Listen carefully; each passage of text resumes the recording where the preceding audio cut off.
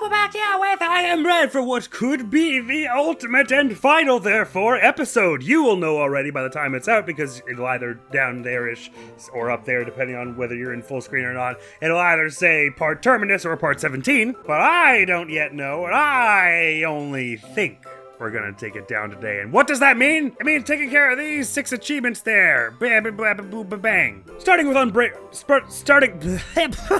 wow. Off to a sublime beginning here. Starting with Unbreakable because, as you all are likely to know by this point if you've watched me any, you know I like to start with the most difficult thing, and I reckon that will be the most difficult thing. But also I was considering it, and the Walking Bread, Picky Eater, and All Buttered Up, I bet we could get them all in one mission if we tried, which would be super, super cool. Just go to stage 2, get the butter that's right at the beginning, hit the desk lamp on the way to the TV, and then once we toast ourselves with the TV, just tap ourselves on the floor a little until we're down at 1% edibility. So I dare say the thing to do now is just to get into the cheese hunt and see what we can manage here. I don't know yet which stage we're going to have the best time with. I have some theories about which ones it isn't, though. I don't think it's the kitchen, because you have to go pretty high up to get to some of these areas, and particularly the table is quite awkward to get up without damaging oneself. The garage, similarly, you start up very high and have to drop down, so I doubt it's that, and the garden you do a lot of up and down as well. So these 3 are seeming pretty unlikely. Let's try the bathroom just because it's pretty small. I can't really remember how much up and down you have to do. And also, do you have limited grip in this mode? I can't remember at all. So we're trying to find all the cheese. Oh, it's giving me keyboard commands here. Don't be doing that. Oh wow, the frame rate is like not terrible at the moment. You do have a grip meter in this version. The game has run weirdly uncharacteristically well this morning. Okay, no, it's not quite as good as it was the very first time we played, but it's something I'll get into later on in the end game review, which we're definitely going to get to this episode because we're definitely beating it this episode. But if you are not aware, the task currently is to get that achievement, because we're trying to go for all achievements, which is for just completing the stage at all with 100% integrity, which means moving very slow and careful-like and not getting crunched in the door. And it's, but the good thing is means we can take as long as we want. There's no time limit really at all, as long as we don't break. Trouble. It's trouble. It's gonna be hard to do. I'll be the first to admit that this is gonna be hard to do. But it poses an interesting challenge, it does. Okay, there's actually quite a fair bit of up and down going on in this place. Alright, I mean, I don't have to be like super crazy careful to not take any damage, but because the idea is to beat it with 100% integrity, I have to be you don't have to be extremely careful to not take any damage, but I have to be extremely careful in that I must not take any damage, if that makes sense. Even though the act itself is not the most difficult thing we've done in this game necessarily. Although I'm struggling as it stands. Okay, good. I made it up here toward the first cheese without immediate structural damage. But as I say, the real saving grace of this is that we have as much time as we want, even though you'll end with an F rank if we take longer than 8 minutes. That'll be fine if we get the achievement, won't it? So, where are we looking again for this place? We gotta get to the soap dish. There's one in the toilet bowl there, one on that shelf up there, and one of these towels up there. So I think it looks like what we're doing at the moment is... I love the kazoo in this. I think what it looks like we're doing at the moment is carefully shimmying over to that wall. And as long as you're traveling along a wall, if you're not like going too quick, you're not likely to damage yourself. And then we're going to head back up here and along... Oh, it'll be awkward to do with the windowsill. Maybe we should try to get to the floor at that point, or like up to, I don't know. We'll see how we feel when we get there. How about that? But step 1, get up onto this wall, and then now I'm on a time limit with my grip, so let's try and go a little speedy here, but not so speedy that we damage the deer cracker. Really, it's transitioning from one surface to the other that gives you the big risk of losing your integrity, or in some instances, as we found, is when you grab on with all 4 and then like viciously throw your weight around. Okay, I have to carefully but also quickly descend here because my grip.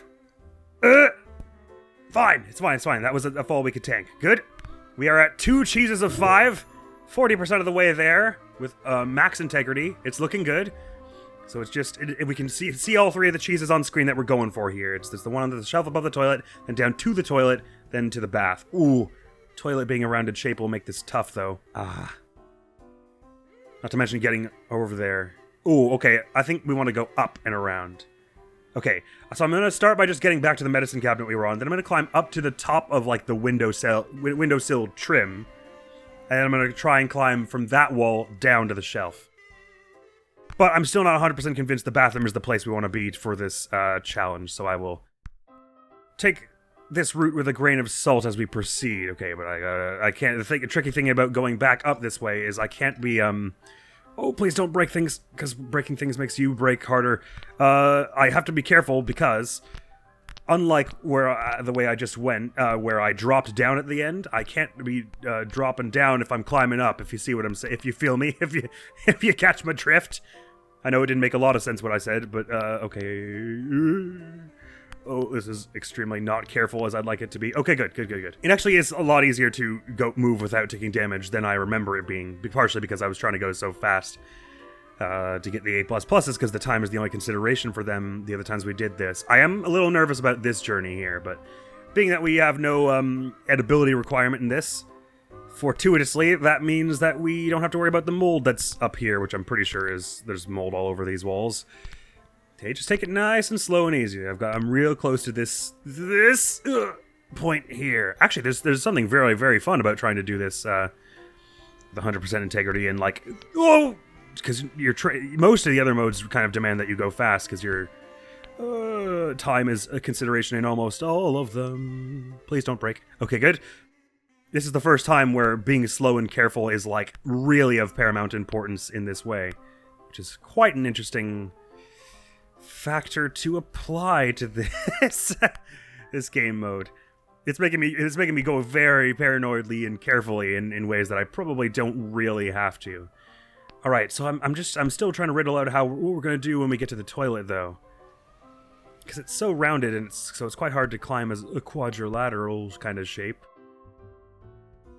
But then it'll be hard to get off of as well. It kind of feels like we have to save it for last, don't we? Like I should go down to the bath and then back to the toilet, because I mean, getting onto the toilet will be a struggle. Getting off it will be even worse, I think, because it's like the only flat surface is the seat, but if I grab onto that, my weight will pull it down, so that's no good. Yeah, even though it goes against my cardinal rule of trying to do the hardest thing first, I think I will leave the toilet for last. I'm stuck. Oh no, this is bad. Oh, like, yeah, the hitbox is weird there. I got, like, stuck in behind the wall. That was unpleasant. All right, it's go time. Where am I headed? I'm going to the side and then straight down. Gotcha. So I'll do a bit of this, and then, ooh, I didn't like the way it rattled around there. Oh, boy. I'm going a little faster than I mean to. I'm just going to start descending now, I think, which means these two, and then these two, and then these two, and then these two. It would be faster if I were going lengthwise. But this is the way I'm going. Actually, I have to change it. This is not going fast enough. Okay, like this, and then gentle, and then gentle. Okay, gentle, but let's go a little faster. But let's go a little faster, though, but gentle. Oh, bugger. Actually, let's have a look at one of the other stages. It's not going to be the garden. The petrol station had a lot of up and down, didn't it? Maybe the lounge is the way. I was hesitant because there's the one on the cat spinny thing. But I think we were able to climb up to it once or twice. It's just not exactly straightforward. Oh, but not being able to just take the hit by jumping down to that cheese there is going to make this complicated. The shoebox on the ground there is easy. The one on the sofa is not going to be that bad. The one on the television shelf won't be that hard. And the cat one won't be terrible. I mean, considering we have all the time in the world, I should be able to do this. I think level 2 is going to be our friend in a lot of ways today. Right, okay, I can scooch along the ground. That's fine, because we're not trying to go fast. I'm thinking the way I'm going to descend to the ground, which is what I'm going to do first before I climb up to the shoeboxes here, is I'm going to climb around this wall to the top of the bookcase, then hop from the top of the bookcase down to the wall in between the shelf and the bookcase there. Oh, I'm so glad we're finally getting to play this challenge here, because I've been sort of dreading it for a while. It's just how I am, even though we've taken down every challenge we've tried in this game so far, so I don't really have any reason to believe we're gonna not be able to make it through this one. Like, the chances are we'll get it eventually, but it's just the way I am, where before I've done something, even if I have evidence that I'm probably going to be able to do it, before it's done, I'm nervous about it. I'm nervous and wary and all sorts of things. Okay, let's fine, let's just... Oh! Okay, I didn't mean to drop right down there, but it worked, so it's cool. Oh, what game? That's not a cool hitbox. How possible is it to actually just climb down to the shoeboxes from here? Because this is like a huge long way that I'm going. Oh, you know what? It's probably possible if I go down the shelf. Possible and faster. I'm so didn't hit it that hard. Oh, this is so mean. Okay. You know what? Maybe... Sorry, let me try the bathroom again. I think I gave up on that way too fast. Alright, well, I got real bad around here. I'm getting a little more comfortable with moving quickly, though. I'm trying not to talk as much because I'm realizing this is probably going to take a number of tries. And they're all going to be very slow and kind of boring. But I'm getting more comfortable moving fast around this, which is nice. It's been a while since I did the cheese hunt, so my internal calibration for how fast I'm allowed to go before I take damage is a little askew. I'm getting it back. Actually, yeah, it's not really. If you're being nice and careful, you're not likely to take a whole lot of damage climbing quickly along a wall. Even climbing quickly, I should say. Definitely possible, but not like your greatest risk. Wow, the lag got real bad again. A weird thing happened when I booted the game this episode, though. Which I'll get into at the end game review again, as I've said, because it needs information that you don't have to understand why it's weird. Well, that you probably don't have, that I would suspect you don't have, about the way the game has been running previously and the way that it ran differently today than other days, but never mind about that for now. Point is, we're definitely going to beat the game today. That's the important thing. Okay, somehow I thought I went past the windowsill, even though it goes almost right to the wall, so that's, like, impossible. Okie dokie. Okay, start moving along faster here. Let me actually rest here. Don't be stupid. Oh, I almost fell off. Good, okay, now let's go. Speedy. And then, speedy, careful, speedy. Yeah, careful and speedy and careful. And get the cheese, and go speedy, and careful. Yeah, wonk, and then wonk. Oh, yeah, 100% integrity. Good stuff is happening presently. The good stuff is occurring. We're almost 60% of the way there. We're just about halfway there. I had to be very gentle on the breakable side of things here. Don't be breaking any flower pots and things, and just casually get my way down to the bottom here. Good. I'm going to inch along the wall here so as not to disrupt the or maybe I should just yank the urn off the edge. Because if I shatter it by touching it, it's very bad, and the hitbox is extremely sensitive. Nope, I can just scooch past it this way. Fine. Good with me. Alright, I'm gonna tumble into this thing. Can I just, like, shove the bottle off the end there? Sorry, yeah, thank you for getting out of my way. That's very kind of you. Boink! Okay, now for the hard part. So I suppose one way we could do this... Well, if you're going slowly, I guess this is probably going to be a lot easier. You know what? I won't go to the bath first. I want to get to this toilet. I think I'm just gonna try and get down to the little bath side cabinet thing here though first, because that's nice and easy, and we'll be then nice and close and to be able to do it with a lot of stamina. Like I said, getting around rounded edges is harder as a cracker, well, and as any square-shaped bread, which is most of them in this game. But I mean, I guess not most of them because we've got the baguette and the bagel. But never mind. Point being, rounded edge is tough, but if we're going somewhat fast, I think probably going down the tank won't be, or rather going somewhat slow, going down the tank probably shouldn't be all that bad, or even going across the tank from like where I am right now, because we're basically on level with the cheese presently. So let's give a bit of a try at that. It's when you do a lot of like dropping down and jumping that you're most likely to take damage and stuff. So if I just cross over to the tank this way and we keep a lot of stamina, I did not grip on because I'm silly. It shouldn't be so bad. If I can just grip on with... Oh, but yeah, this is where the rounded edges are tough. Please don't fall over, Lid, when I swing around on you. Oh, hey, well, there's that. Okay, I didn't think swinging... I didn't think I had enough leverage from that angle to ruin us. Okay, so don't touch the lid. But otherwise, that actually looked like it was probably going to work. Sorry. And yonk. Yes. So sorry again about the lag. I guess it needs another reset already, but I guess it was just because I loaded into the lounge. It started lagging really hard when we went there, so. I guess that was... Oh, I did not realize we were so low on grip. Well, goodbye, everyone. Good opportunity for me to quit the game.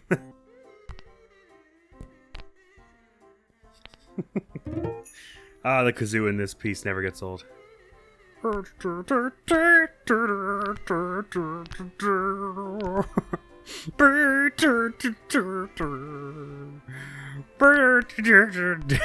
The music really does make the experience of this game. Please don't count as hitting the vase. Thank you.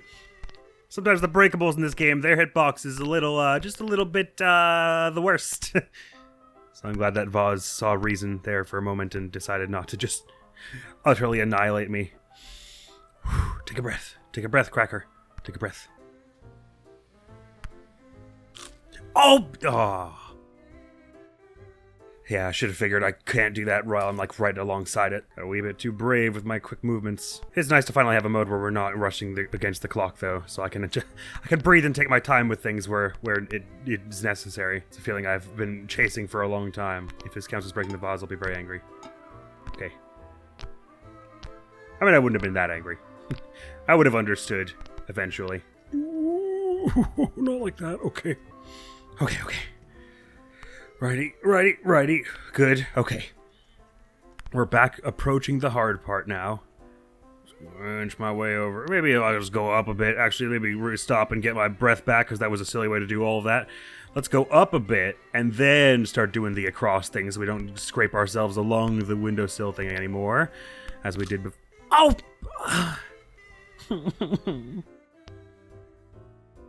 Oh, camera, no, that was a bad time to do that, if I'm honest. If I could have chosen a list of times for which you could have done that, this would not have been one of those times that would appear on said list. I keep feeling like I'm losing at the parts that are not supposed to be hard. Okay, it's fine. Ooh, rest here casually and coolly. Swing over with this. Oh, I had a perfect option. Yeah, there we go. And we now gently begin our descent. Yes. Alley-oop. I guess an alley-oop generally is going up when we're going down. This is more of a poo-ya-la. I'm worried about this vase.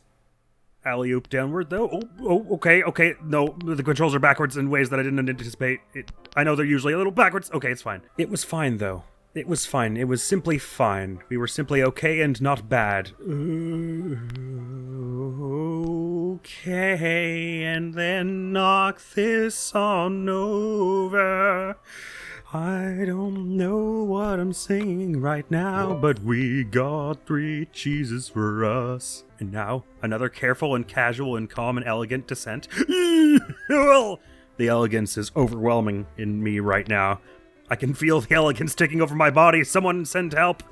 Send an elegance expert. It's getting too elegant in here. Okay, I'm gonna be very careful to not break this gem, because it is so extremely easy to break by accident. Oh, but why? I did nothing wrong. There was just too much elegance. Things got elegant really quickly then. Once again, the challenge is, can Admiral move in a straight line for more than 2 seconds at a time? Okay, good. Sorry, I realize I am not doing a lot of the talking for this particular achievement, but it does demand a lot of focus to not break this stupid thing, and I kind of don't want to. I don't want it to be the whole episode. I gather there's a decent chance it's going to be a lot of the episode, but the lowest proportion of this episode that I can make dedicate to the Unbreakable achievement is my preference, because it is also the one I think is going to be the least fun in the end, being that it's a bit you're trying to get the physics to cooperate. It's kind of what you're doing throughout a lot of it, rather than doing a lot of like fun strategic play. Not that there isn't any fun strategic play, but it's vastly overshadowed by the extremely nervous physics on the cracker breaking. And some of the other things breaking as well. Oh boy, I let go way prematurely on one of those swings. No problem. We got this. We're so good at bread.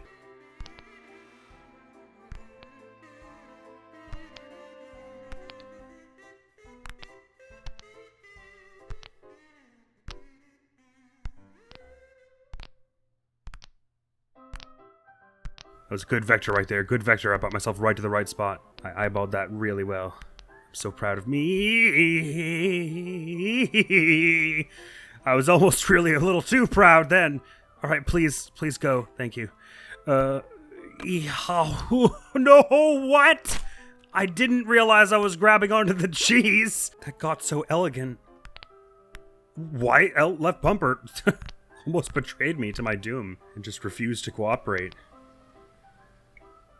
Yeah. Every time we brush against it, it makes a little clinky clank. It makes my heart do a little janky jank. Why?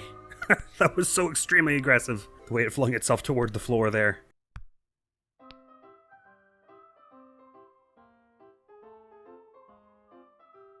There are weird hitboxes on the top of this thing as well. Like I'm just holding right and it's like sliding in a diagonal circle, whatever that means.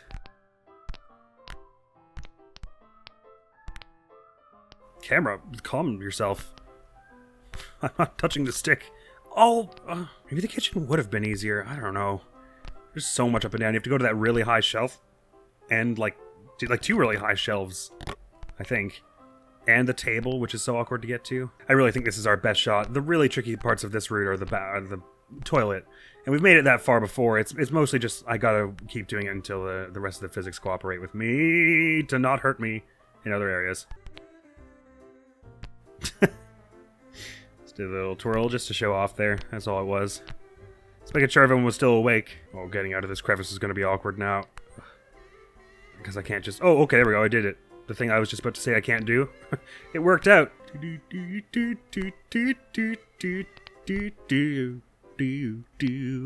Carefully, physics. Physics, be chill.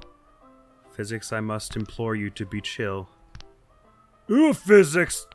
Chill. Also, is it my imagination, or does it very much feel like we're in an apartment in, like, some of the areas, like the lounge? And then very much more like we're in a house in, like, the garden and stuff. Just a random thought that came to my head. I know this is absolutely not the time to be having such idle thoughts, but in my defense, I've been doing this same thing for, like, 15 minutes straight now. Oh, right, we have to be going down with my limited stamina. Silly me. That's what happens when you start thinking about whether this is an apartment or a house.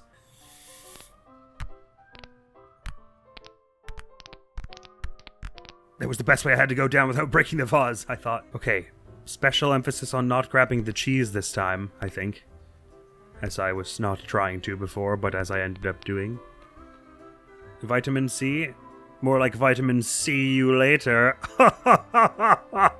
Okay, please go, though. I'm gonna grab with the left bumper and right bumper and swing upward to get to the cheese. If it breaks the vase on the way up, I'll be livid. Okay, good.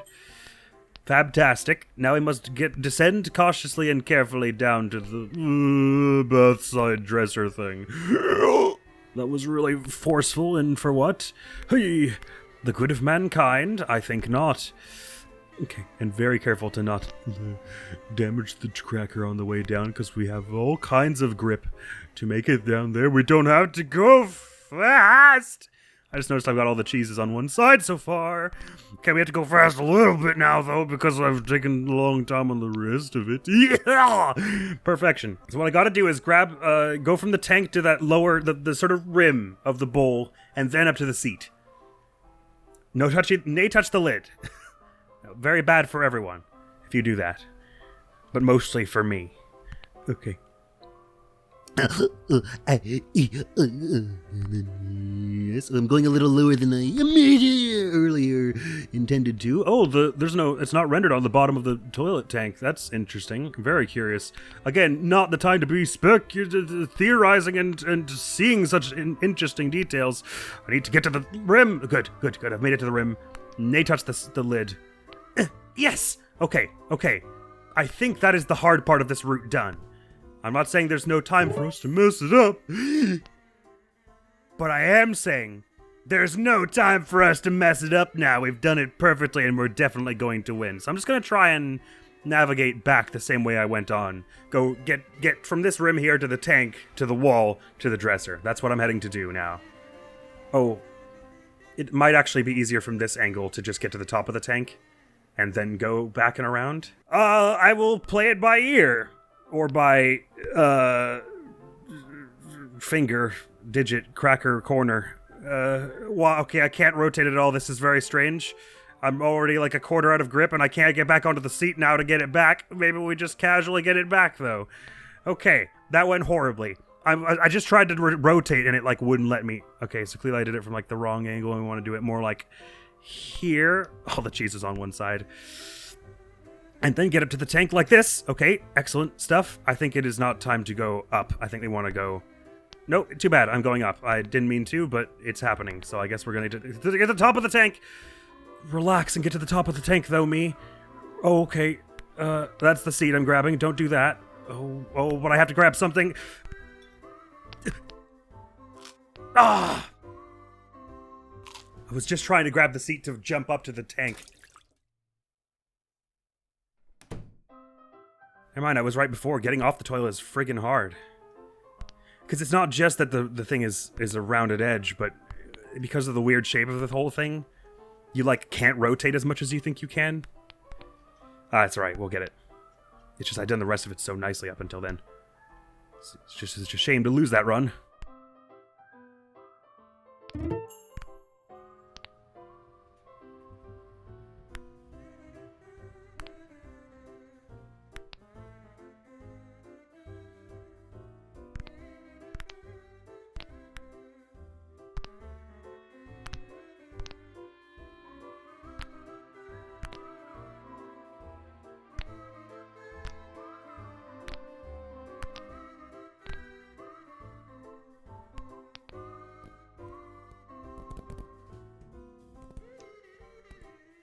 Was the weirdest way I've dismounted that.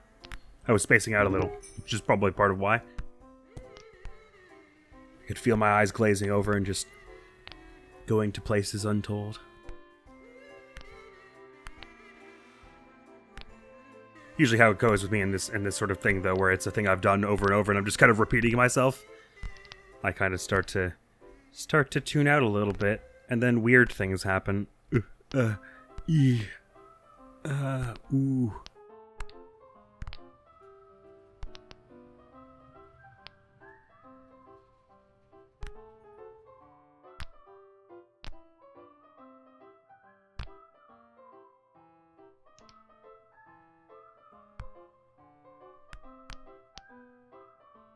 The camera did a weird judder there, and I'm not certain I was fond of it. Holy crap, that was deeply unnecessary.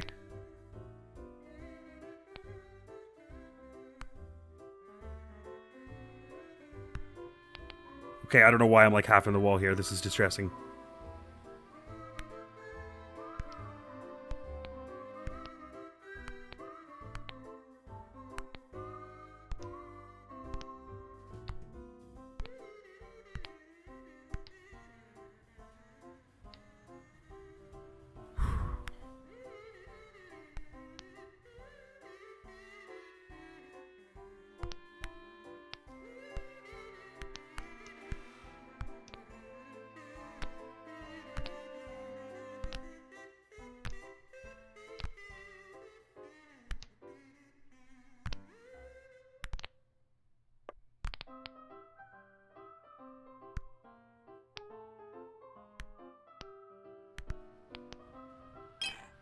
Oh, we got so close to things that could break there.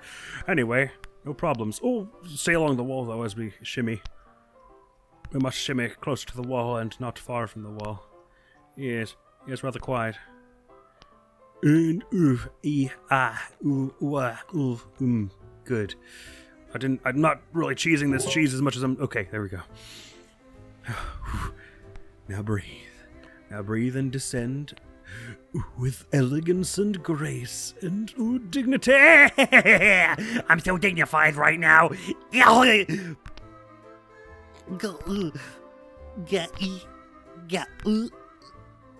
Lag bad. Bad time for lag. Okay, calm down.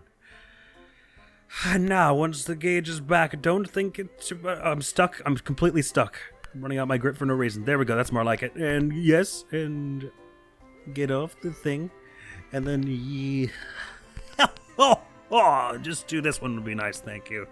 And then we're just gonna get around this edge here and do a bit of this. Yep, thank you. And get on there. Okay. Again, I feel like I'm back and forth about whether getting on or off the toilet is the hard part. I guess we've never successfully gotten off the toilet at this point, so it's kind of hard to say. Oh, there's no physics. There's no hitbox on those the like latches of the lid. Interesting. Okay, breathe and think. Going up to the tank is bad. Reverse engineering it here. I got onto the rim here. But when right bumper was about where it is, it was a bit more like here. And it was like there, and then, oh, the lid. Okay, the lid is like floating. This is so strange, because these latches don't have physics on them, or don't have hitboxes. Anyway, enough talk. Let's just try and do this. Oh, I can almost reach the wall from here. This is great. Left trigger had it. Yes. Oh, perfect. Oh, that was actually way easier than I was expecting it. Okay, never mind. Getting onto the toilet is the hard part. Haha. We've solved the riddle. Good. And now, I mean, it should be a very, very straight shot with no real peril. Which is why I'm going to take it extra doubly careful to not embarrass ourselves. Okay, I think I'm kind of in like a nook between everything and the wall. So I think if I tried to flatten myself against the dresser, I'll like crack on the little lip. So I'm just going to try and shimmy right to the bathtub from here. And be extremely, extremely careful around this jam and the beer bottles, because, like, they're just looking for an excuse to shatter into a billion pieces, I swear. Just lean over a little more there, Cracker. Okay, good. Okay. We're going to drop the altitude a little here. Okay.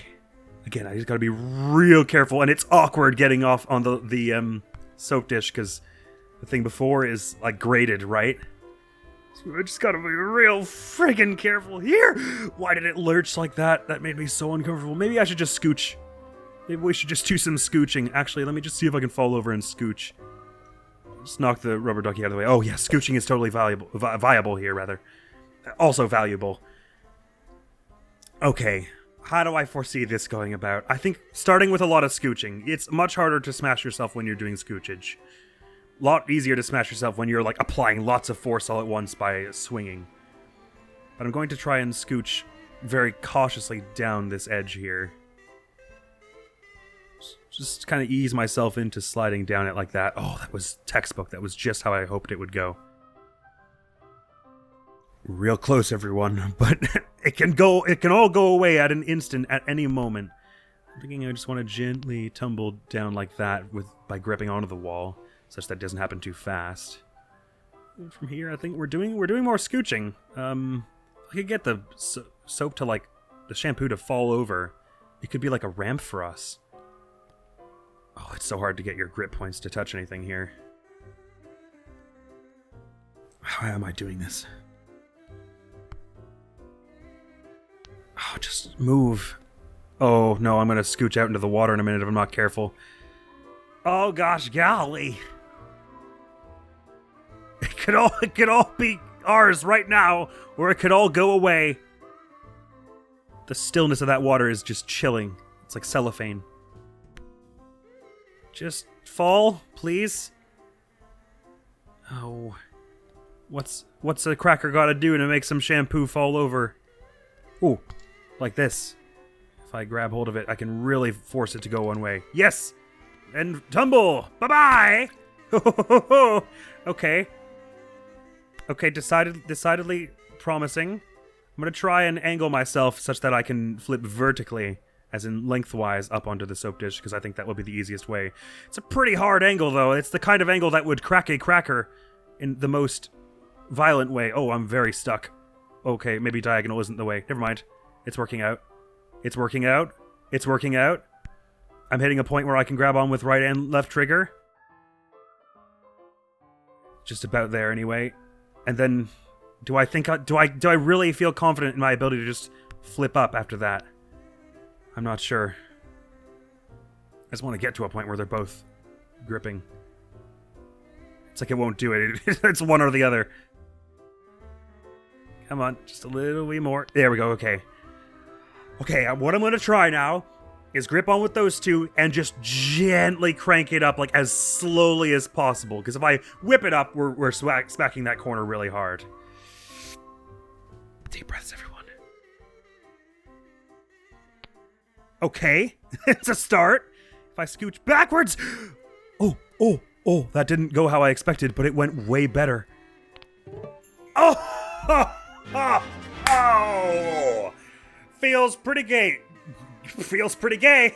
Feels pretty great is what I was trying to say. You know what? It feels gay too. It can feel gay if it wants to. I don't know why the scoreboard is like so far down here. Apparently we were caught to try harder, but I don't think so. Because we just got what I'm sure is going to be the hardest achievement of the game. The rest of the game. Out of the way there. So that feels great. All right, I can almost guarantee you that things are going to like pick up considerably in speed at this point here. I'm going to play as the Slice, because we're supposed to for this achievement. The next one I'm going to get, which is Donny Hawk. And then I'm going to head to level 2 and try and get the Butter living bread and whatever the other one we were trying to get was. But in this free roam mode, I'm going to try and get the one first standing on the edge of the skateboard as it moves a meter. So I think what that means is we're going to have to try and get it to one extreme and then start shoving it the other way before we stand up. But we have to stand up on like our end like this for the whole meter, which sounds like it's going to be really hard. Oh, okay, if you just wiggle it back and forth, that'll stay up, I guess. Anyway, no matter. We have no ability to worry about at this point. It's just us in the world. Oh, actually, because we have no ability to worry about, I can probably go as far as turning this skateboard such that it's going to go along the long path here, which is going to make it easier to ride 1 meter, isn't it? Can I get you to grip? Oh, yes, if I can grip it from the bottom. Okay, so let's try and bring this skateboard over to line up this. Oh, this is... Oh, yeah. Oh, that's the stuff right there. We also have infinite grip, which I didn't realize. I believe they said we were allowed to do this in any game mode, so we don't have to do it in the main mode, which would be a lot harder to line all this up. Oh, this is already going splendidly. I didn't realize we'd have this fine control over how to set up the route. I thought we'd have to, like, find it in a route already. Okay, it's not quite straight on just yet. Let's see if I can repair that. I am strunk bread! And lift both of these things! Hiya!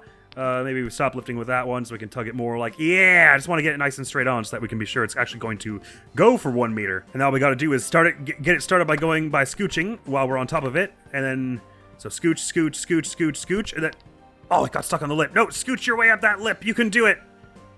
Oh, I have to do everything myself. Scoot your way up onto the, hey, okay, I've taken it too far. Oh, no, that's fine. It's because I can just turn it this. It's much easier if I just make it go past the car. I just shove it this way. Yeah, and then we just, oh, that's the stuff. That's the stuff. And we just start getting it turning this way. Oh, yep. Yep. Oh, no. Don't go forward yet, though. Really don't go forward yet, though. But just get it looking the right way. Yep. Yep. Okay, and then we just got to get it rolling real far. We're going to let it get right to the... Sorry, we'll scooch it back a little bit more. Let it get right to the garbage bins. Oh, feels good. And then all we gotta do is really get it going in this direction and be ready to stand up upright on it. I guess, does it matter if we're standing upright, which way we're standing upright? I guess it doesn't. So I'll just get it going, and then stand upright, and yeah, ride this skateboard. Okay, no, we need a bit more momentum than that. And probably it will be easier if I stand up the other way, won't it? Okay, sorry, reset. If you could scooch and reset that, please. Scooching, nope, sorry, scooch it like a bit more like, okay, that'll do. I'm sure that'll do, that'll probably do. So get it going, get that speed up, and then ride. I'm riding the skateboard. I'm really riding. Oh, the lag messed me up. That's not my fault. Okay, sorry. We'll try it again. Get it going. And then now with the momentum, we ride the skateboard. Ride the skateboard. Ride the skateboard. It's not working, everyone. Go, skateboard, go! And then I ride the skateboard. Okay, it seems like there's a bit of an elevation difference here, so that it's automatically going to try and roll backwards once we get it going this way. So, ride the skateboard.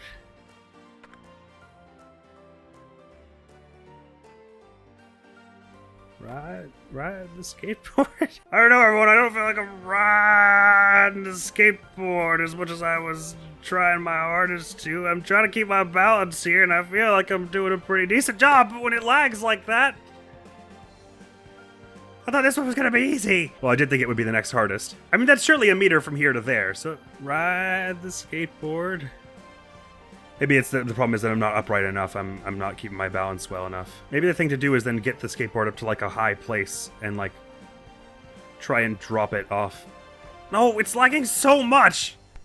Only when I'm going with the skateboard. It just says as the whole meal bread, so I assume that means we're allowed to do it in any mode. But maybe they mean it has to be done in story mode. I'll try that in a bit if this isn't working out. I mean, if it continues to work out poorly is what I should have said. Okay, so if I start scooching it down the hill here, this is an elevation thing. Oh, I guess I gotta be upright and not... upside down. So let me try it more like this. And then I just try and stand upright as it rolls down here. And I just very carefully try and place all my emphasis on staying upright. It's harder than it sounds. It's a lot harder than it... Yeah! Tony Hawk! There we go! That's the thing right there. We done did it! All I needed was getting the slope in the right place, and perfection! I say we go swoop down 3 achievements in one go now by heading to the lounge and absolutely wreaking some filthy havoc. Oh, the frames suck. Wait, hang on. Let's quit out and get the frames better. Alrighty. Just as a reminder, our 3 objectives are to cover ourselves fully in butter as much as possible, toast ourselves with 2 sources on the way to the end, and finish with 1% edibility. So, the way I plan to do this is step 1, the butter is over here. That's nice and easy. I don't know how it works getting it on you, if it's as easy as the jam or harder. Oh, I'm starting to look kind of slick. Like I've been slicked up on one, or at least part of myself here. Let's see if I can get the butter outside of the pot here. I feel like that will make things easier if we can just... Oh, I grabbed the pot instead of the butter. Hang on. Can I just get the butter out of there? Yep. And then just climb my way out of here. Yeah, there we go. Should make it easier to interact with when it's not in a pot. Now get off this table here, pot. Whoa! I'm coming with you. Apparently, never mind. Go by yourself. I believe in you. You brave pot. You, goodbye. Okay. So I can see myself getting, like, slickened up here. I don't know how if there'll be a good way to know when I'm, like, fully buttered on both sides, but that's got to have helped, yeah? Yeah, it's kind of hard to tell where, like, it feels like I've only got part of me buttered up. Like, you can see the texture, like, cuts off awkwardly there. Hard to say. We might have to... The butter might take a few more goes, but let's just be absolutely sure we lather ourselves in this stuff before we carry on here. It was a lot more, like, visually clear with the jam, I think. Well, I'm seeing bits of butter on, like, all portions of us. Each of the 6 little, like, toasting squares, if you see what I mean. So I feel like this has got to be, like, close, right? I mean, I don't really see what more I can do to butter myself than... That was the wrong 2 triggers. Than doing... Oh, bugger. Doing this. Hopefully getting the jam on me does not unbutter me. I mean, if this doesn't get you covered in butter, I don't know what will. Good. So we're going to carry on toward the desk lamp now, and then over to the TV, which we'll smash. We can lose a bit of edibility on the way, because we're going to wanting to lose some by the end anyhow. Making our way downtown, walking fast, something. Oh, faces passed and we're homebound? Is that the lyrics? Anyway, dishes smashed and we're toast-bound. And by the sound of it, all we have to do is touch another heating source for like a little bit of time. So as soon as I see the toasting thing pop up, I think that'll be our cue that we're good to go. And this will get us picky toaster or whatever it's called. Hiya! So there we go, we've got 1% from that. I mean, no one would say that we haven't toasted ourselves with 2 sources now. And when we get over to the TV, I'm going to burn the heckins out of myself. Oh boy! Because of that will help us drop our edibility quicker. And make it so that we have to do less of it with the floor, because I'm thinking the floor will be the harder thing to do, to like do in a measured capacity. Oh boy, speaking of the floor, here we go, towards the floor. But yeah, what I'm nervous about is the butter, really, because it really does not look like we've got ourselves fully buttered up, but I don't see how I could have done any more. I mean, that butter and I explored places of our bodies that we didn't even understand we had before that event. We touched each other so much. Oh, right, I have to go up to get the bowling ball, don't I? Yes, let's do that. Ooh, that was close. So yeah, we don't look like we were buttered enough at all, but hey, you know what? If we get only 2 of the 3 achievements we tried to get in one single swing, that'll still be nice. I'm getting a bad feeling we're going to be on course for only 1 or maybe 0 of them in actuality, but never mind it. So we know this side is all toasty and we can start toasting ourselves a wee bit more, and then we're going to toast ourselves a lot bit more. I think there's a limit, though. It doesn't infinitely drain your edibility. It's like you can lose, at most, 40% edibility from really overburning yourself, as you are likely about to see. And then it kind of chills out. Oh, it actually doesn't chill out as much as you might have expected. So anyway, I burned that side really bad, and I'm just going to get this to this where we're allowed to quit now. I'm going to start burning it a little more, but then chill out a bit, and we'll go do the rest via, Well, this looks more gray than the normal burning, which is more like black. So I guess it is the butter. Like that's made it like that. So I guess that means we do have butter on both sides. Anyway, I'm going to try now to casually dip down and get ourselves down to 1 edibility with stonks and tactics. Okay, that's building pretty fast. Okay, hang on. Let's just let a corner touch it, right? 12, 11, 10, 9, 8, 7, 6, 5, 4, 3, 2. Okay, I panicked a little early there. 1. Maybe let's pause and get our breath back, shall we? Sorry again for the red flickering. It seems to sometimes happen when you're taking damage. This red flickering effect sort of lingers in an unpleasant way. Okay, I have to really carefully descend now just to lose 1 point of edibility. That's going to be a little tricky.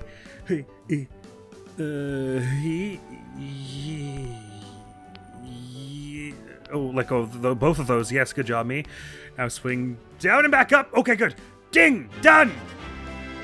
We got Picky Eater and All Buttered Up. Oh, actually, the only one we didn't get was finished with on 1% edibility. Really? That surprises me. That was the only one I was confident we'd definitely get. But hey, sweet, we got the other 2 in one run. I mean, it does say 1% edibility there. I guess it needed to be, I guess we were at like 1.5 and it needed to be like closer to 1.3 or something. Cool, well, I'll just try again and get there. I'm happy we got the butter one though. That's one it was starting to feel like that one wasn't gonna work. Great, so only 2 achievements remaining in the game. One of which I thought we'd get a moment ago. Did it put us in the bedroom? Oh, I hit next day like a total moron. Well, no matter. We can do that here. All right, once more. This actually should be even easier this time because there's mold we can use. Although the mold does mess with you pretty fast, which is no good. Oh, whatever. Let's give it a go. I'll tumble on over, take a bit of damage. Oh, you take a lot of damage on the ground there. Okay, sorry. That was happening faster than I was ready for. And I was thinking if we just scooch toward this mold. Oh, this mold is totally fine. See, the mold, like, visuals on the wall are very misleading about where the actual damaging mold patterns are. Never mind it. So what I'm thinking, though, is that the way it was rounding, and they want me to round from a little closer to 0. Like maybe there? I mean, it's hard to know when I've got it. Huh. Maybe it will read 0, and it'll be like 0.5%, and it'll be rounded down. And then I'll know. I assume it's a rounding thing that's what's confusing the issue here. That's kind of hilarious. I was trying to go for all 3 of those achievements in one fell swoop, and I was like, the only one I was certain we would get was the 1% one, and it's the one that we didn't happen. I was almost positive that toasting yourself with more than one appliance or whatever it was, more than one heat source, was going to be like a lot more complicated than I was expecting. As was butter yourself on both sides. But nay, those 2 were the easy ones. Look at me being all wrong about things and stuff. Don't get too excited, boys! Those were the easy ones! No matter, we are ever so close, my friends. It's somewhat slow and bumbling, but still triumphant, this episode, is it not? Now that I'm no longer trying to A++ this place, I'm doing so much better at getting the toast quality of this on this iron. Like, now that I'm not overthinking it, it's actually a lot easier to flatten myself out against it and toast myself nice and nicey. Actually, is it maybe going to be easier to get myself down to 1% with the, by burning myself, because it really starts to slow off pretty considerably after a point, right? Oh no, it stops altogether? Or no? 3, 2, 1... There? Is that any good? No, it didn't like that either. I guess it has to read 0 then. What they mean is 1 or less. And it like always rounds down, I guess? No, I don't really understand. Because it shouldn't round down, because then you'd never be at 100. Or like, you'd be at 99 so quickly. Whenever you even lightly brushed against an obstacle. And I feel like on the one where we got it with 100% edibility, we had brushed against something lightly. Anyway, I'll try and let it go down to 0. I thought it was like the second it said red 0, you were dead. I've tried several times stopping it when it said 1, and it's not worked, so. No, it can actually, it will read 0 for like a moment. Okay, I see. Oh, it does say less than 1% edibility. Okay, fair enough, fair enough. Sorry, that's right where my face is. My mistake. I was misremembering how it read. So it is literally telling you to get to the point where it stops reading 1 and starts reading 0. Which presumably with the way things round, means you're gonna have a very, very short window where that is true and you're still alive. Was barely a catch. Oh, this is so much easier when I'm not trying to A++ it.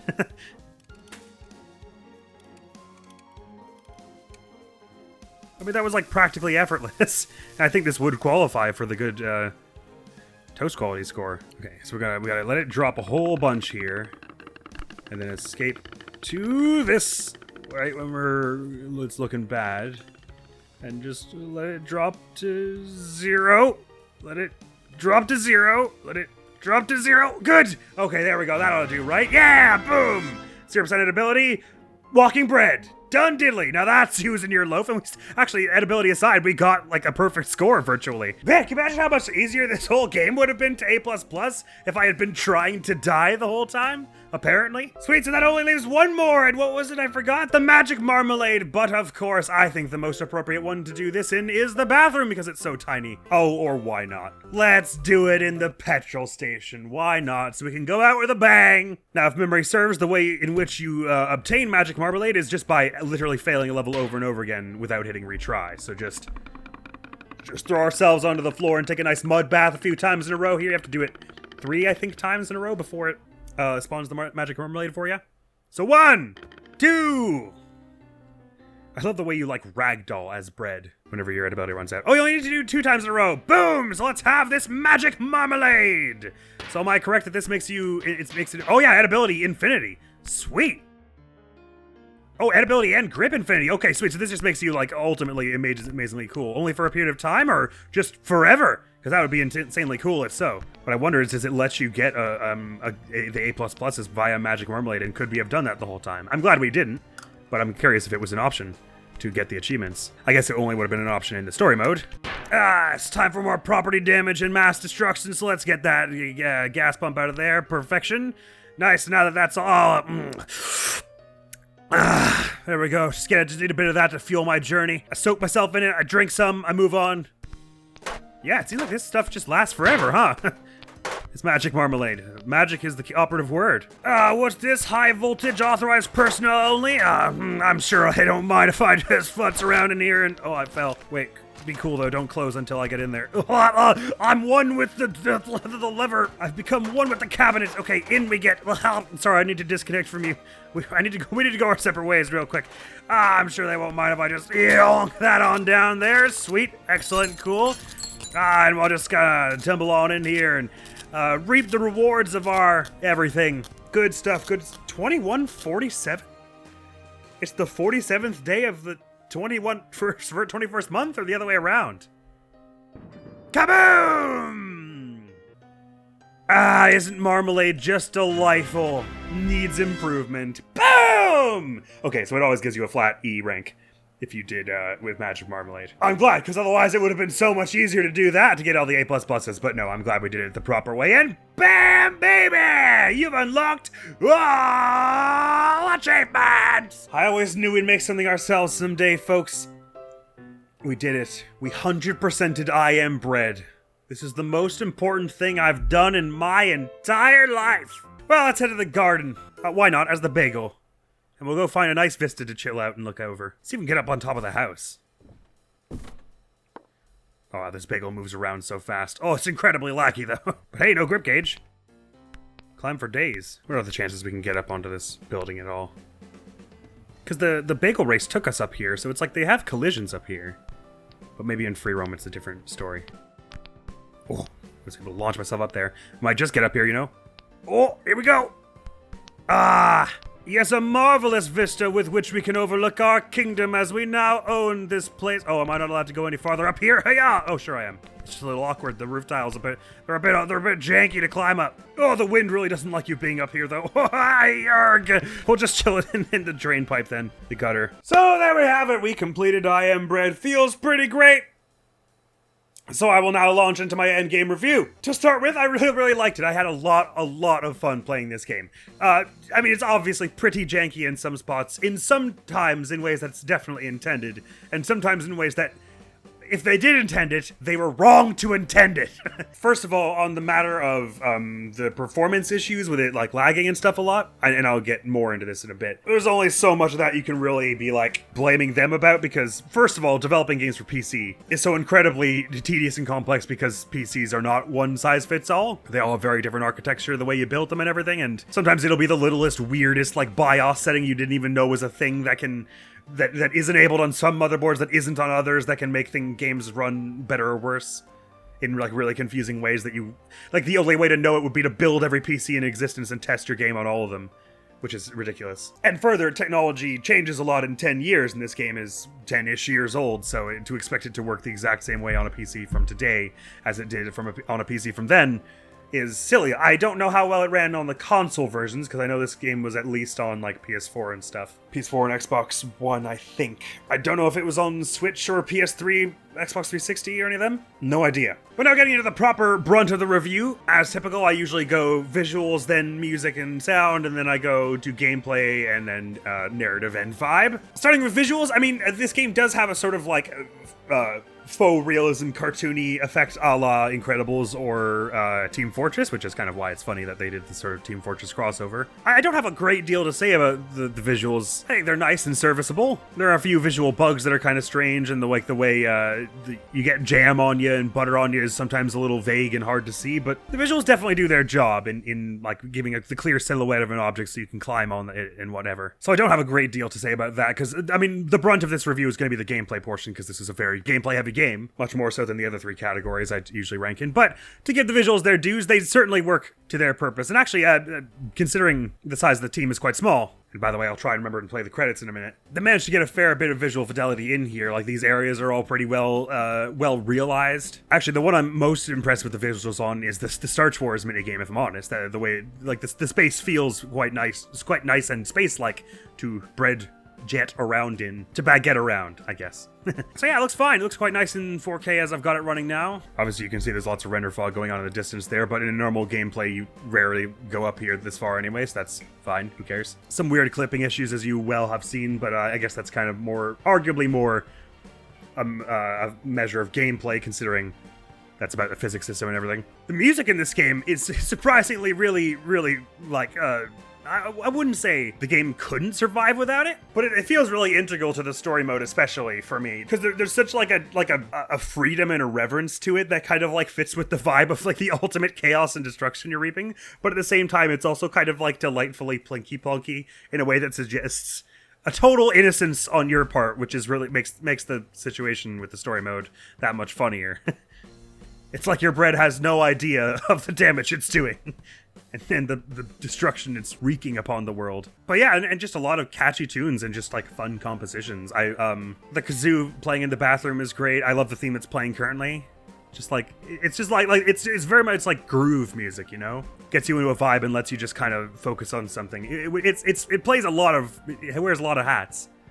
This music. It's at once really funny, simultaneously plink-plonky and cute, which is in stark contrast to like the fact that you're ruining this man's life as you go to the story mode. And it's also kind of just like groovy and vibey and lets you focus. So it's quite cool in that way. Actually, the main menu theme is the one that gets stuck in my head the most. I've been whistling it to myself when like doing dishes and whatever. I'm just going there going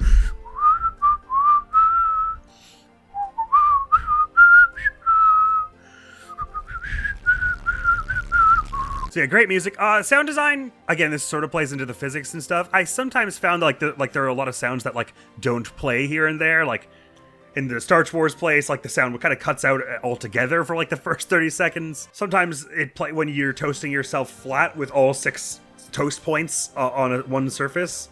You get that nice sizzling sound effect that lets you know you're doing it right, but sometimes you don't get that. So sometimes the sound design is like, it's not bad. There are a lot of sounds that exist to let you know when you're doing something the right way or not, but they just kind of don't always play because the game's a little on the buggy side. But yeah, overall music and sound department, I would say it's solid stuff. Actually, I think I'll do narrative before gameplay in this one particular review just because it's such a small part of it. The narrative that's playing in the background of the story mode is funny. That's basically all there is to say about it. It's like a funny background incentive to continue on going here. And of course, it eventually transpires that it's all a prequel to Surgeon Simulator. Some kind of depressing commentary about the state of mental health care in the UK, I suppose, but, well, we needn't linger on it. Oh my god, I can see through everything. And just the overall vibe, sort of beyond the narrative of this otherwise perfectly normal world where, for no explanation whatsoever, bread becomes sentient and just starts feeling like smashing stuff up, is just fun and funny. It's just a good premise for a game. So, thumbs up there for me. And now to gameplay, which is the one we have the most to talk about. So, on the whole, I liked it, and I liked it more than I thought I would. In particular, the main mode of being able to spider climb along any wall as the bread.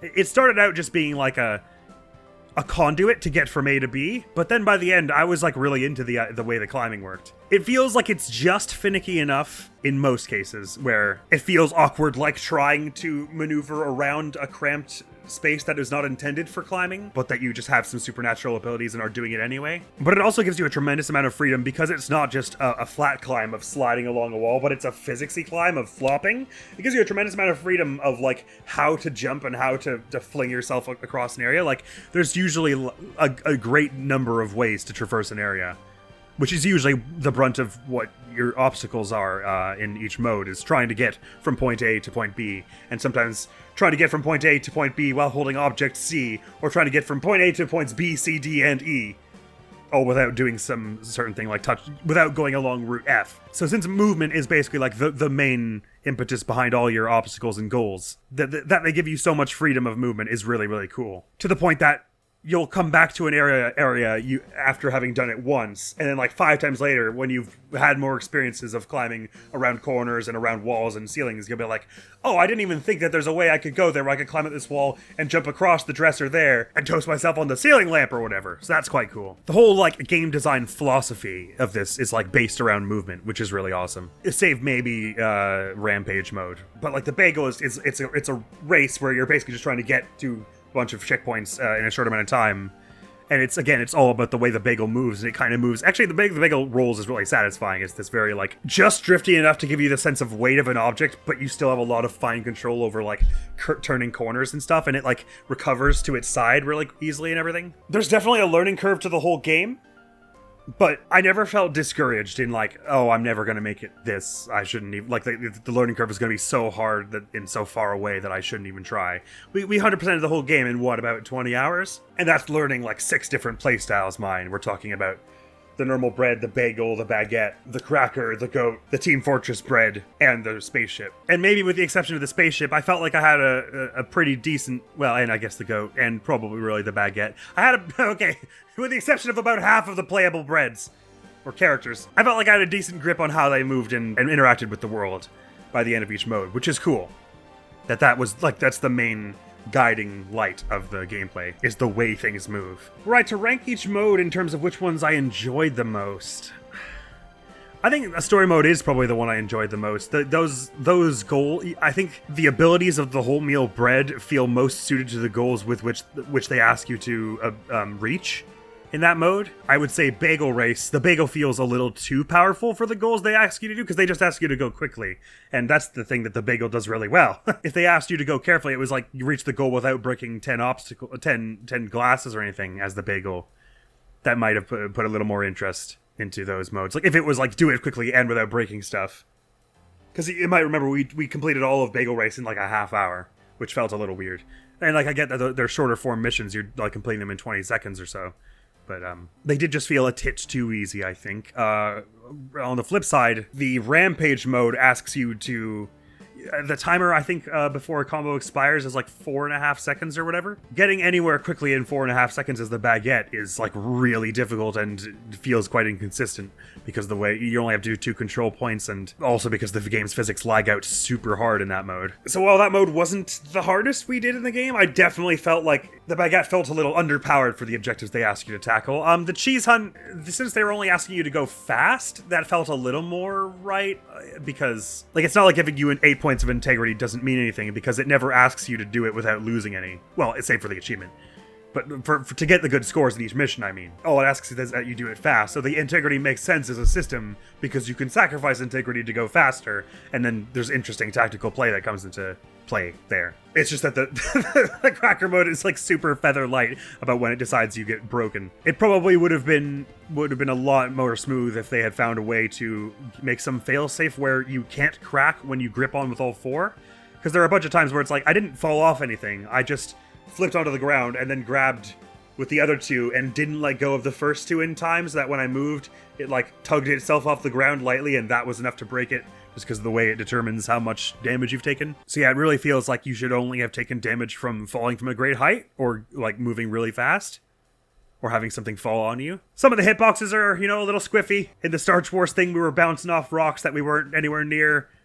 I always seem to be smashing mugs and things that I'm not touching. I really like the way climbing works in all modes, essentially, but there's a system whereby you can, so to me, physically, I don't really understand how this works.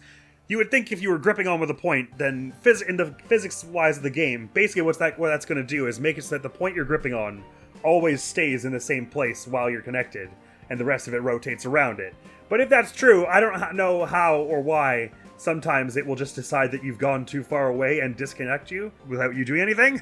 You would think that would be physically impossible if this corner isn't moving for you to like rotate such that you can disconnect without your grip running out.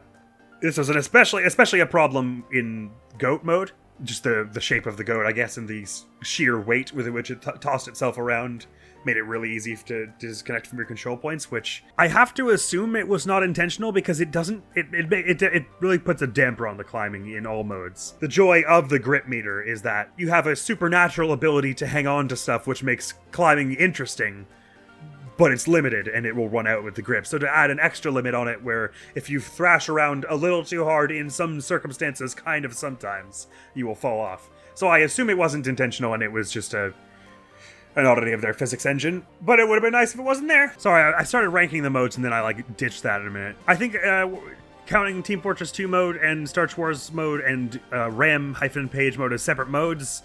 Just purely speaking from the heart here, I think my favorite mode would be Story mode. Then we would go down to Bagel Race, then Team Fortress, then Cheese Hunt, then Rampage, then RAM-Page, then Zero Gravity, I think. Zero Gravity did feel, going back to the discussion of whether or not the abilities of you were adequate for the goals they were asking you to tackle, it felt a little inadequate on the Zero Gravity mode. Really, the main thing was, and this was a thing that was present in the story mode as well, but to a much lesser degree, I think. It was only a major problem for us on like 1 or 2 stages and 1 or 2 toasting methods. Was the whole thing of it toasting through you to your other side. That was a level of jank that I was having difficulty contending with. Basically, it was like if you what they wanted you to do was the light source is here, you hover like here, so it's clearly toasting this one side, and if you got here, then like the hitboxes kind of get meshed up and it would decide to toast the other side, and it wasn't great. But in Zero Gravity, when you can only sort of start accelerating, you don't really have a fine control over where you stop. So to make it so that you stop just short of it is incredibly difficult, and would cut into your fuel resources in some instances also, so it felt like they were a bit demanding with asking you to use so little fuel and asking you to get such good toast quality. Another somewhat common theme across several of the modes was it not telling you certain stuff that would be really nice to know. Like, it gives you the percentage of how much you've toasted either side, but does not tell you what overall toast quality that equates to, so trying to get the A++s in Zero G and story mode was a little trying sometimes for that, and it was always a bit of like I have no idea if this is going to count or not, except in some instances where you totally smashed it. Similarly, the Star Wars doesn't tell you how many Rye fighters you've taken down, how many turrets you've taken down, nor does it tell you what your current accuracy is. There's a lot of guesswork going into getting an A++ on that. But overall, I understand that the philosophy and intent behind the game was for the jank to be a major part of it, and I'm quite into that personally. I like that. I think that's really fun. It's more that there were some times where the jank wasn't like, ha ha ha, how strange, or like, grr, this is driving me crazy. It was like, what? How was I supposed to predict that? That just ruined the entire level. And those are the bits of jank that I would excise if I had creative control over what to spend dev time on next. And to that point, maybe a bit of, I know this is a criticism I've now given to a lot of games on this channel. I said it about Hitman 2 and Pikmin 4. That's Hitman 2 Silent Assassin, not Hitman 2 2019 or whatever it is. It was kind of the situation with this game also where I felt like I think I would have enjoyed the whole experience more had we spent less dev time on making some extra modes. Like, we probably could have cut Rampage mode and Star Wars and Team Fortress, and spent all the time that would have been spent on those, tightening up some of the other mechanics and things, and then I would have enjoyed the main stuff more. That said, this game is tremendously ambitious for just how many side modes and objectives there are to take down. I did not realize it was that expansive when I started it. Like, I knew there was the main mode, and then there was like Zero Gravity mode and maybe 1 or 2 others. I didn't realize each of those modes had rankings, and that there were like 6 achievements besides that, and then also the extra Star Wars mode and Team Fortress mode and RAM-Page mode. So yeah, a considerable amount of work went into this, which is quite impressive. And it just felt fun to move around. Oh, and so the one thing that I can't go without saying is the level design in the story mode especially is really good. Like, it makes me think very much of Elebits in that way. It's like making interesting a really banal landscape, and also in that there are a lot of like objectives to tackle and different ways to prioritize things. I really like the multiple toasting surfaces. I had sort of thought when we began this game that each level would have one, or in rare cases, two toasting surfaces. I was delightfully surprised that there were actually like a lot of different ways to tackle any given stage, which is great because the toaster didn't work for me at all. But even in that first stage of the kitchen, there was the stovetop, which we ended up using in basically all times we did it. There was the toaster, which I think should work. It looked like you could turn on the oven and get in there as well. But also you could turn on like the little spaceship model and it would like set you on fire, I guess. Here in the garden, it looked like if you got the car running, you could toast yourself on the bonnet. But there's also the grill and also the matches above the grill. And probably one or two other things I was missing. Some lights or something somewhere. So even though it doesn't make a great deal of sense that the floor is dirtier than like the dirt in the flower pots in this place, traversing areas still felt fun and exploration felt rewarded because there were multiple ways to do everything. The garage felt like it was rich with a lot of ways to do stuff also. So that was an aspect of the game that I really liked, was the multiple ways to toast yourself. It very much strikes as the kind of game where you could watch 5 people play it and they would all come up with different ways to get across the area and different ways to toast themselves in each area.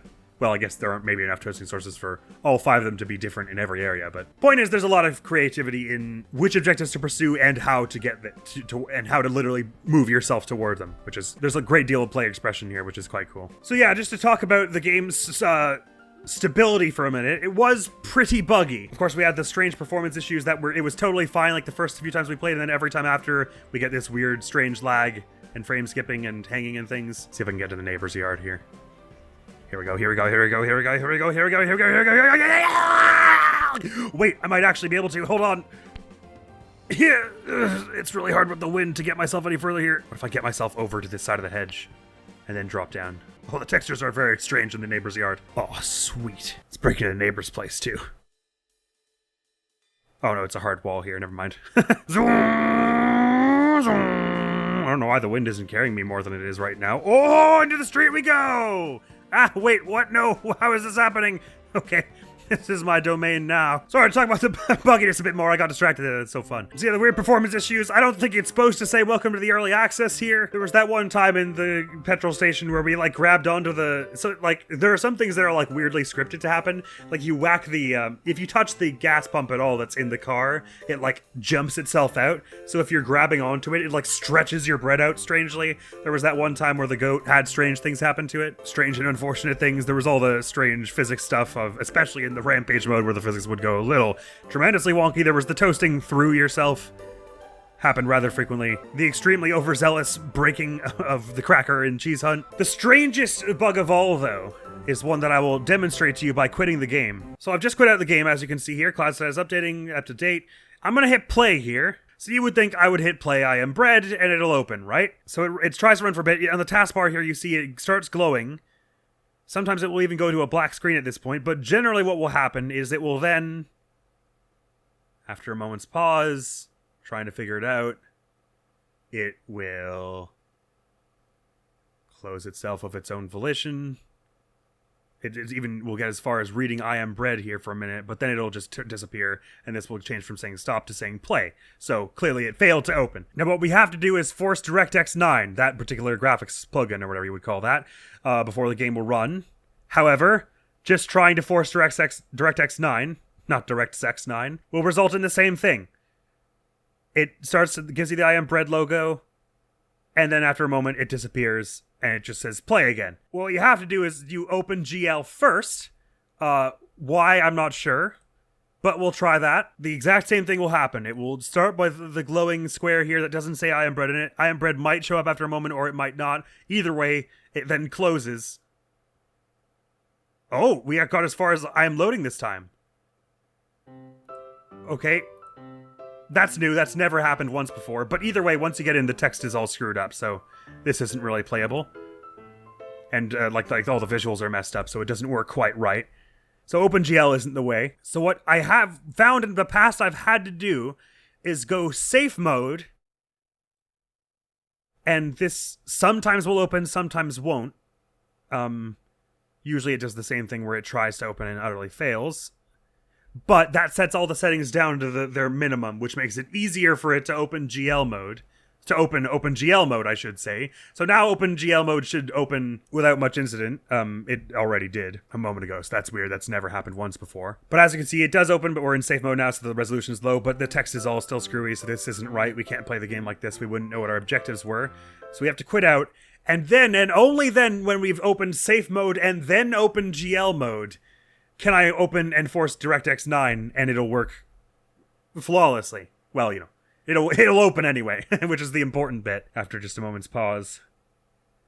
And the text will be fine. So, why it is that I have to do... And I believe I tried also doing safe mode and then DirectX 9. It didn't work. I had to do safe mode, then OpenGL, then DirectX 9, basically every time I've opened this game. And then we set all the settings back to the nice things after that. And that's how it's been for the majority of the playthrough, including the very first episode. Why it is like that, I'm not sure. Turning to safe mode puts the graphic settings down, I guess, so that makes it easier to boot into OpenGL mode for one reason or another. And something about it successfully booting into OpenGL mode allows you to successfully boot into DirectX 9 mode. Until the strangest thing happened this morning, the first time when I opened it. I don't remember what I did, but it was running, it opened fine without me having to do all those extra steps.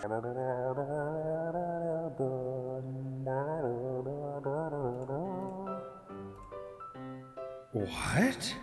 What's happening? But then when I closed it later on to fix the lag in the middle of this recording, it was back to the way it was before, where I had to do safe mode, then OpenGL, then DirectX 9. Just to give you a sense of like I don't know why it's like that. The weirdness that this game is. And to give you another sense of how strange this game can be, in the game's files, there is a file in, which folder is it? I think it's in this directory here, the IAMBread data directory. There's a file called output log. It's currently at 0 kilobytes, which is a little strange. But basically this is just like a copy of whatever's in the console. Currently it's empty. Oh no, it's not empty. I don't know why it was reading 1 kilobyte. Okay, no, yeah, that's a bit more like it. 1,474 kilobytes, which is somewhat reasonable. 1,474 kilobytes. It's a lot of text, as you can see. It's all this stuff here, but it's basically, it's like the console outputting, which is, I assume it's to help with crash reports and stuff. When it crashes, I assume it copies a whole bunch of this stuff. And it's currently at this amount here, 1,474 kilobytes.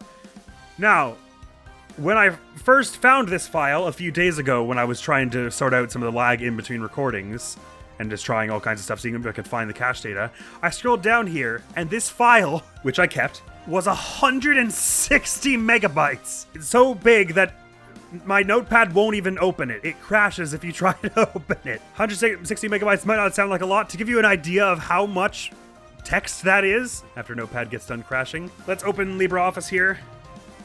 Type a bunch of random gibberish, blah, blah, blah, blah, blah, blah, blah. Copy paste it a million times, like so. We now have what? How many pages? As you can see, this is a huge file. It's taking so long. I no longer have my hand on the keyboard, and it's taking so long to even just paste all the characters I just took. So this is a massive file we're creating here. This is such a long file that I'm doing an entire boss fight while it's loading. Take that, nerd! I win. So long, in fact, that it crashed. Let me do a better one. This visual aid is important. So this file, it really struggles to open, as you can see, because it's roughly a little over 9,000 pages. So a massive file full of just complete garbage junk that I've done here, right? It was 226 kilobytes. Roughly 0.13% the size of that output log file we have here. Just to give you a sense of how overwhelmingly colossal .txt that's 164 megs is. That is freaking massive. 160 megs, I should say, sorry. So why it is that it was saving the entire thing and never clearing itself, I don't know. Could that have contributed to the weird runtimes? Maybe. Back in the gutter where we belong. So yes, ultimately, this game had a lot of rough edges, sometimes hampering the experience. I would say most of the time, not dramatically. It was still mostly playable even when it was lagging and all, although it did. I mean, it slowed stuff down here and there for sure. And that's more or less the final word I have on the review, really. I did really like it. I think there was maybe a bit of misplaced effort in some spaces. That's really my major thing with it. I'm given to understand there's another game they made at Bossa Studios later made another game called I Am Fish, I think, which is, it's like basically like a sequel to this game where you play as a fish trying to get to water or something like that. I don't know if it's like similarly kind of patchy or if it's maybe a little more refined. But considering how much I enjoyed this one, I think there's a fair chance I'll play that somewhere down the line. And probably if I'm gonna be a YouTuber worth my salt, I gotta play Surgeon Simulator at some point, right? That was like one of the quintessential YouTuber games alongside this one back in like 2014 and things. But that, I think, is all for now. So that was a fun playthrough. I'm quite glad we finally got around to playing it, actually, because this has been one that I've wanted to try for a long time. And in many ways, it did not disappoint. So, with I Am Bread done and dusted with powdered sugar, we can clear that out of our playthrough order, making the playthrough order now go Danganronpa Trigger Happy Havoc, Kingdom Hearts 2, Danganronpa Trigger Happy Havoc, Okami! Indeed, we're beginning Danganronpa Trigger. I find it really hard to say Danganronpa Trigger Happy Havoc. It's supposed to be a kind of hard title to say, I think. We're beginning it, and for one of a few reasons that I won't go into, I was thinking it'd be fun if I made that the double playthrough. Oh, why not? I'll go into them. Number one, I need to space out Kingdom Hearts 2 because it fries my brain so hard. It makes me see colors and taste feelings I didn't know existed. And further, because of the new way I'm doing the playthrough orders, it's possible that in the next poll, a Danganronpa might win. In which case, we want Danganronpa 1 done as soon as possible so that we are not playing two Danganronpas at the same time, because that would be very silly. Not that I've never done it, I did it with Zelda, but that's a little different. But indeed, we're starting Danganronpa. I'm, again, only like 5% sure that's how you say that. It might be Danganronpa or Danganronpa or something. I have no idea what it means either. Either way, we're starting that, which is quite exciting. Another game series that's been on my radar for a while, and I've been told by people that it is both heartbreaking and incredibly good. Seems like a natural match for me. I handle sad stuff really well. I've got a lot of thoughts about it, actually, but I'll save them for part 1 of Danganronpa, I think. But yes, it's going to be our double slot now, making Kingdom Hearts 2 slightly less frequent, but that's fine, because we're somewhat near the end of that game also, I would think. I also generally try and make the double playthrough, whichever game we're playing that I think we have the most time left in. That way we don't end up with a situation where there's a game we have like 40 hours left to go in that we're playing in the in the secondary slots, because then we barely get around to it and it takes forever to complete. And we haven't completed a game since like January, so this is really nice that we finally have this done. I Am Bread, that is. But after one of those 3 games is done, that's Okami, Kingdom Hearts, and Danganronpa, it's either going to be Kingdom Hearts or Danganronpa. I don't actually have a strong sense. Because we're not too far from Kingdom Hearts 2's end, but with Danganronpa now being the double slot, I'm not sure. It'll probably be Kingdom Hearts 2, though. We've got a ways to go in Okami, I think. But once one of those 3 games is done, we'll be starting What Remains of Edith Finch, which I'm believing currently is like a 2 to 3 hour game. So that game should only take us like 3 or 4 episodes to complete. So won't be long until we're done that as well. Hopefully we'll start completing games a little faster in the next few months. And I'm pretty pumped about that one because I feel like there are a lot of games 2016s and onward. I don't remember if What Remains of Edith Finch came out in that range, but a lot of games in the 2010s and into the 2020s where I was not... they would come out and I would go, oh, that looks interesting, I want to play that. Better hold off so we can play it on the channel someday. I have like a list of thousands of games that are like that. So this is just finally getting to take the ice pick and finally whack away at a few of those, which is quite satisfying. But indeed, the schedule is now Danganronpa, Kingdom Hearts, Danganronpa, Okami. After one of those 3 is done, it's What Remains of Edith Finch. And we are currently here in the Danganronpa that is right above Okami, but... the next video on the channel is going to be a Danganronpa part 1, I guess. But there's another video coming after that before Okami that's a little different.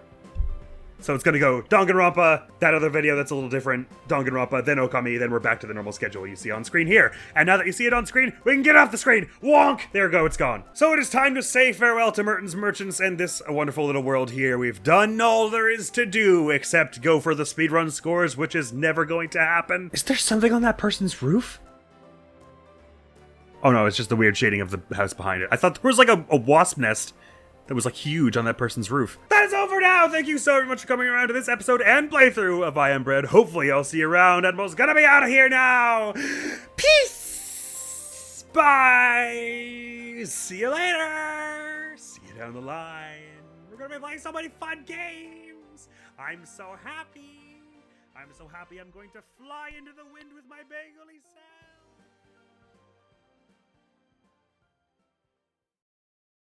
I feel like this is a bit of a time to prioritize. It's not exactly... I mean, the trail's pretty cold at the moment. Actually, the Heartless were playing with some presents when I saw them. Aha! Have our culprits! It's those mystical monsters that showed up and ruined things every few months or so. I don't know how we didn't see this coming.